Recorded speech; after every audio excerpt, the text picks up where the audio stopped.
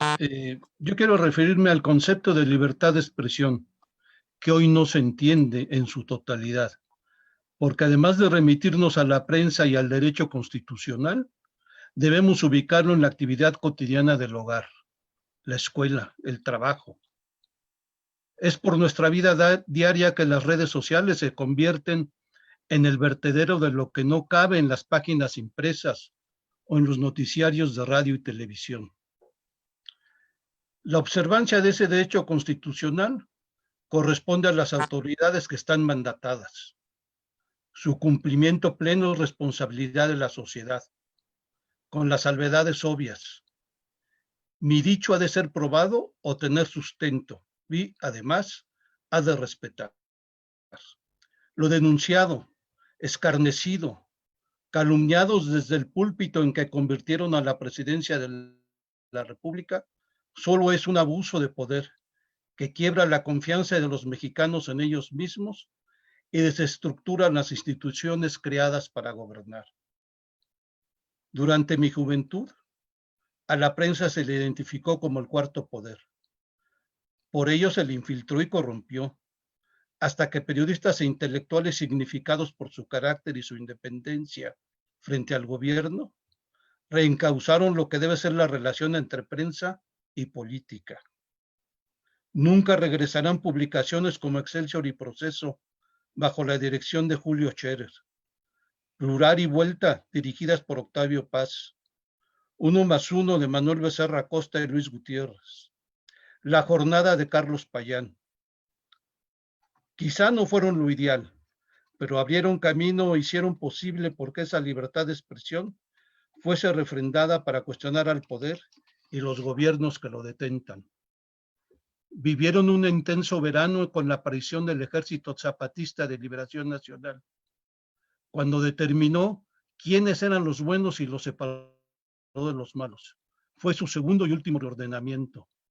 Hoy, con las complicidades entre los varones de la droga y diversos estamentos del poder, en todos los niveles y en todas las áreas, más sumada la actitud de un titular del Poder Ejecutivo que no tolera la crítica, por más razonada y justificada que esté, la libertad de expresión en la prensa escrita y en los noticiarios de radio y televisión es acosada y denunciada, como si fuera la responsable de todos los fracasos de las actuales políticas públicas.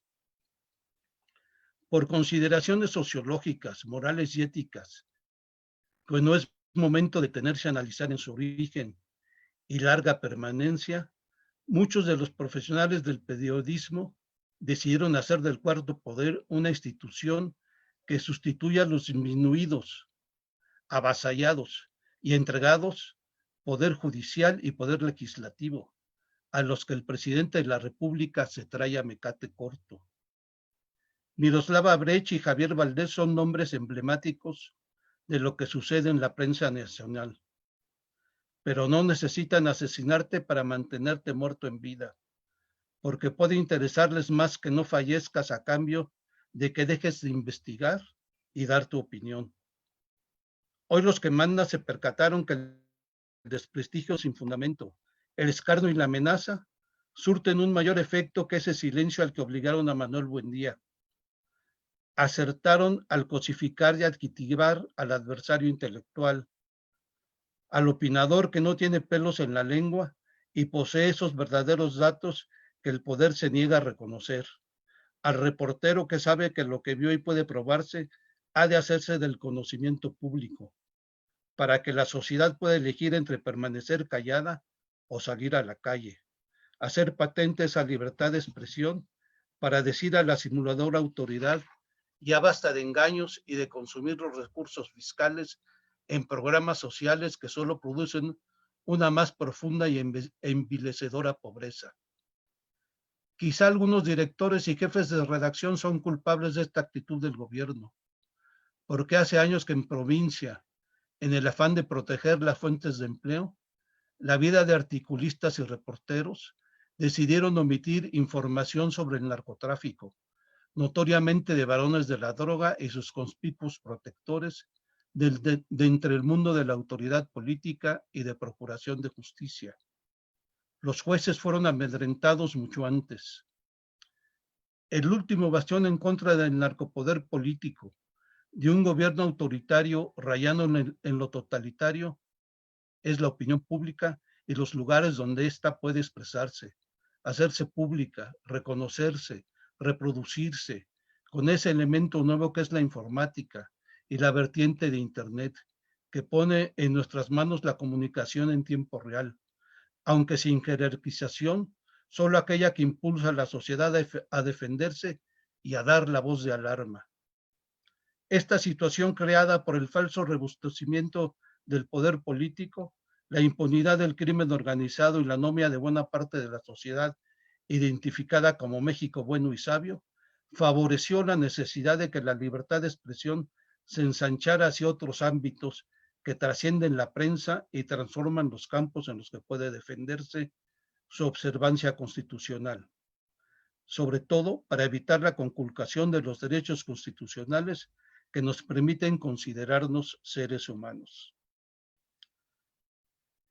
Ya antes del enclaustramiento exigido por el COVID-19, los índices de feminicidios habían iniciado su incremento, que ahora ya es imparable. Solo recordemos esa marcha que ensordeció a habitantes y oficinistas de los salones de Palacio Nacional en marzo del presente año. Las mujeres víctimas de sus parejas mueren en silencio porque en los resabios de ese machismo que caracteriza nuestra cultura, todos se niegan a aceptar que está vigente, las tunden a golpes si no se comportan como se supone que las enseñaron en sus casas, sumisas y con la mirada baja. Esa actitud se manifiesta en la escuela, el trabajo, el desequilibrio salarial y en la participación política para la toma de decisiones trascendentes, porque se teme a su inteligencia y capacidad creadora. Pero se manifiesta especialmente la conculcación de su derecho constitucional de libertad de expresión, porque desde el hogar paterno las redujeron en su opinión y las hicieron colocarse con los ceros que van a la izquierda, facilitando el proceder de los jueces al momento de dictar sentencia cuando de maltrato, violación y feminicidio se trata. Solo al hacerse públicos esos abusos a través de la prensa, ocurre que la sociedad se interesa por corregir estas actitudes, pero también sucede que los victimarios decidan vengarse de esos voceros oficiosos que los exhiben y los hacen quedar mal ante sus hijos y amistades. Debido a que en el Poder Judicial de la Federación y la Procuración de Justicia retomaron el ámbito de conducirse más como un instrumento de poder político que como una herramienta de la sociedad para obtener satisfacción ante los abusos y el crimen, resulta que los riesgos del ejercicio de la libertad de expresión como argumento y denuncia aumentan. En la medida en que esas áreas de la administración pública que se supone independientes se subordinan ante un poder ejecutivo que solo se reconoce a él mismo.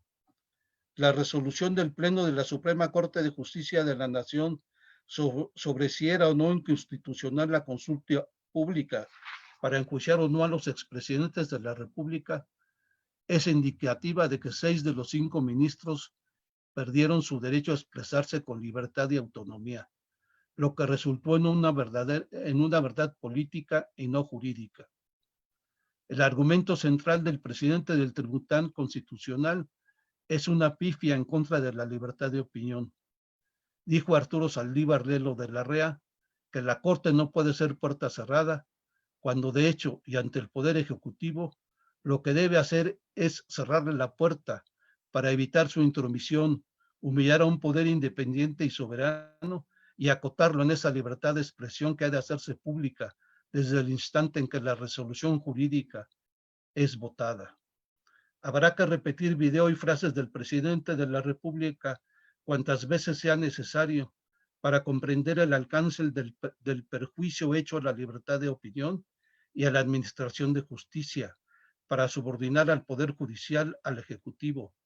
Debemos considerar el sentir del pueblo, sugirió. Así es como se quiebra el Estado de Derecho. La instancia de la derrota de la Constitución por el Poder Ejecutivo está en que ahora quieren reformar su articulado recién reformado en materia de consulta popular, para que ésta coincida con la renovación de la Cámara de Diputados. Durante esta muestra de fuerza, la libertad de expresión fue vituperada, porque una vez más decidió ponerse al servicio de la mafia del poder y de esos grupos que quieren ver fracasar el proyecto de la cuarta transformación, aseguran. A estas alturas puede constatarse que las palabras hacen más daño que las balas y que el periodismo se convierte en objetivo cotidiano de escarnio desde el púlpito del Poder Ejecutivo, el único que ahora cuenta.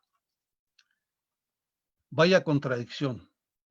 El Poder Legislativo que entrega anualmente el apreciable Belisario Domínguez, quien falleció por atreverse a dar su opinión, a ejercer ese derecho de libertad de expresión, es el encargado de conculcarlo, porque la mayoría legislativa de ambas cámaras cierra la boca ante los peores disparates.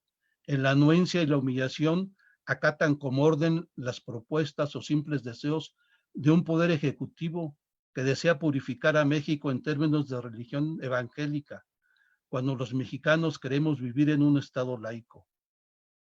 Sí, con libertades religiosas, pero sin intromisión política de prelados, predicadores y oficiantes de las diversas denominaciones cristianas. El proyecto de gobernar a México desde el exterior inició al momento de la firma del Acta de Independencia. Hace poco más de 100 años, el 5 de febrero de 1920, Robert Lansing, secretario de Estado, señaló a su presidente Woodrow Wilson la manera de hacerlo. Cito: México es un país extraordinariamente fácil de dominar porque basta con controlar a un solo hombre, el presidente. Tenemos que abandonar la idea de poner en la presidencia mexicana a un ciudadano americano, ya que eso llevaría otra vez a la guerra. La solución necesita de más tiempo. Debemos abrirles a los jóvenes mexicanos ambiciosos las puertas de nuestras universidades y hacer el esfuerzo de educarlos en el modo de vida americano, en nuestros valores y en el respeto al liderazgo de Estados Unidos. México necesita de administradores competentes. Con el tiempo, esos jóvenes llegarán a ocupar cargos importantes y eventualmente se adueñarán de la presidencia, sin la necesidad de que Estados Unidos gaste un centavo o dispare un tiro, harán lo que queremos y lo harán mejor y más radicalmente que nosotros. Termina la cita. El texto anterior ha circulado en diversas publicaciones hace mucho. Lo mismo lo encontré en trabajos de Rafael Ruiz Harrell que de Gastón García Cantú.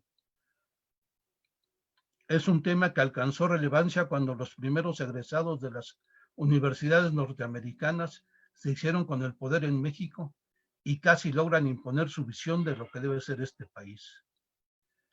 Olvidaron estos políticos de nuevo puyo y poca cultura que el Evangelio también contribuyó y mucho a la estructuración ideológica y manera de ser de los estadounidenses, sobre todo a raíz de la colonización del oeste. En toda caravana de colonos se incluyó siempre un pastor predicador. En todo pueblo se echaron los cimientos de uno o muchos templos, pero una única o preponderante, al menos, manera de vivir, la evangélica. Desde su éxito, el modelo fue repetido del río Bravo hacia abajo, y resulta que ahora y aquí consolidó su éxito a través de las enseñanzas sembradas por el Instituto Lingüístico de Verano. Es así que a los gobernantes del momento les resulta lesiva la actividad de la prensa, la inteligencia de los analistas políticos, la capacidad de investigación de los reporteros, que, al señalar errores, descubren que lo que fue un proyecto de nación se cambió por uno ajeno a los intereses nacionales, diseñado para que, de una u otra manera, se concrete el proyecto de integración al bloque de América del Norte. No puede evidenciarse ni ponerse en riesgo. No es una conjura, un complot. Ha sido desarrollado a la luz del día, pero no admite fisuras, aunque sí tolera retrasos. Quienes se empeñen en detenerlo ponen su empleo y su vida en riesgo, aunque se haya diversificado la manera de poder hacerlo. En muchos aspectos y debido al tiempo real, y ahora además al uso favorecido por el enclaustramiento antipandemia, Internet sustituye a la prensa tradicional, la manera de filtrar información, de informar, de ofrecer más elementos de análisis, está al alcance de los curiosos y de quienes posea conocimientos, tecnología y dinero para difundir. El streaming puede ser puerta de inmediatez y seguimiento a los problemas que nos agobian. El primero de ellos, el silencio al que desean someternos, la lealtad para desplazar a la razón, el agravio para destruir a la certeza. La manera en que fue ejecutado Javier Valdés nos muestra la nueva realidad del poder y su capacidad para establecer complicidades cuando se trata de reunir los suficientes recursos económicos para operar. Javier Valdés y Ovidio Guzmán son parte del mismo billo y la punta de esa madeja, en cualquiera de los extremos. Son Genaro García Luna y Salvador Cienfuegos, que, como hipótesis y trabajo, me parece que solo fueron los operadores de los acuerdos no escritos, pero establecidos entre los gobiernos de México y Estados Unidos, porque hace mucho los políticos de ambos países cayeron en la cuenta de que el narcotráfico no se combate, se administra. Manuel Buendía fue ejecutado por la necesidad de que no se hiciera público lo que hoy es ventilado en los espacios públicos y en Internet, en las redes sociales y en las conversaciones privadas. El dinero del narcotráfico circula porque es necesario, como fue requerida la liberación de Rafael Caro Quintero. Los varones de la droga son, por ellos mismos, un poder económico y político con el que es necesario conciliar en todo el mundo, con el propósito de acotar la violencia e impulsar un desarrollo para el cual se carece de los recursos fiscales suficientes. Lo que daba valor, autonomía y fuerza al presidencialismo mexicano se perdió con la venta de los activos económicos del Estado, por lo que ahora lograr los acuerdos que conducen a la paz social coloca a los gobiernos en posición precaria, pues los deja a lo que se decidan los movimientos de los mercados, de las fuerzas económicas. El tema no es nuevo ni debe sorprendernos. Oliver North en Estados Unidos se sirvió de los recursos del tráfico de cocaína para instrumentar la operación del Irán-Contras y la contrarrevolución nicaragüense. Así también se sirvieron de Manuel Antonio Noriega para deshacerse de Omar Torrijos, que les resultaba incómodo. Roberto Saviano, en su enorme ensayo 000, lo refiere así, cito: el novelesco asunto de las negociaciones entre la DEA y los narcos resulta, en realidad, menos increíble de lo que a primera vista pudiese parecer. Los narcodólares que fluyen a las cajas no parecen, al menos en apariencia, que causen daño. Antes bien, introducen ese oxígeno vital que se llama liquidez. Tanto es así que en diciembre de 2009, el entonces responsable de la Oficina de Naciones Unidas contra las Drogas y el Delito, Antonio María Costa, hizo una declaración sorprendente. Había podido comprobar, dijo, que las rentas de las organizaciones criminales habían sido el único capital de inversión líquida del que habían dispuesto algunos bancos para esquivar la quiebra. Los datos del Fondo Monetario Internacional son crudos. Entre enero de 2007 y septiembre de 2009, la suma de los activos tóxicos y los préstamos incobrables de los bancos estadounidenses y europeos era de 1 billón. Termina la cita.